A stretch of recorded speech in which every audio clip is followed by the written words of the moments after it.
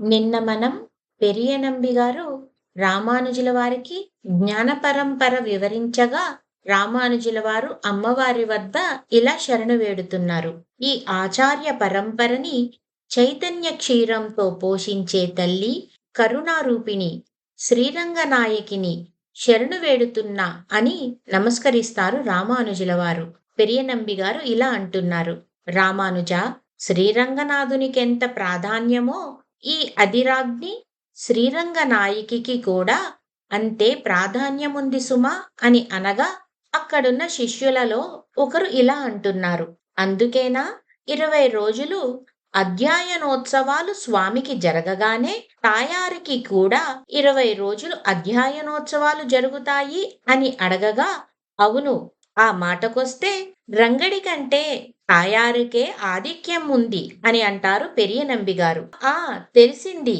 అమ్మ పుట్టినరోజుకి రంగడే ఇక్కడికి వస్తాడు. అమ్మవారెప్పుడు బయటికి రారు. ఏమైనా అమ్మను వెతుక్కుంటూ ఆయన రావాల్సిందే అని అంటారు అక్కడున్న శిష్యులు. ఆహా!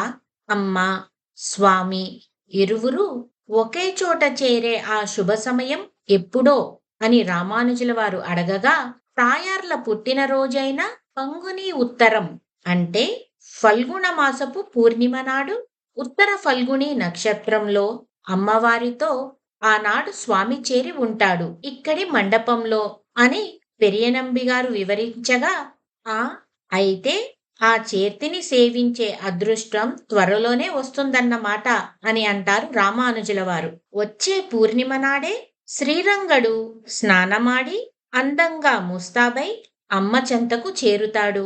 మధ్యాహ్నం నుంచి రాత్రి దాకా అమ్మను అభినందిస్తూ ఆమె కృపకై తపిస్తాడు అని పెరియనంబి గారు వివరించగా, తప్పక సేవించాల్సిందే. శరణాగతి చేయడానికి అంతకంటే యోగ్యమైన అవకాశం మరేముంటుంది అని అంటారు రామానుజుల వారు. చూస్తుండగానే మన తాయార్ల తిరునక్షత్రం రానే వచ్చేసింది. అక్కడ ఎంత సందడిగా ఉందో చూద్దామా? పదండర్రా. ఈరోజు మన శ్రీరంగనాయకి తాయార్ల తిరునక్షత్రం కదా. రామానుజులు ఆ దంపతులని సేవించాలని ఉవ్విళ్ళూరుతున్నారు. అదిగో వచ్చేస్తున్నారు రామానుజులు. హెచ్చరికై హెచ్చరిక అని అక్కడ అన్నవారు అనగా, రామానుజుల వారు అక్కడ ఉన్నవారు అందరికీ మనిషై జన్మించినందుకు ప్రయోజనం గురించి మన రామానుజుల వారు ఏమని వివరిస్తున్నారో రేపు తెలుసుకుందాం.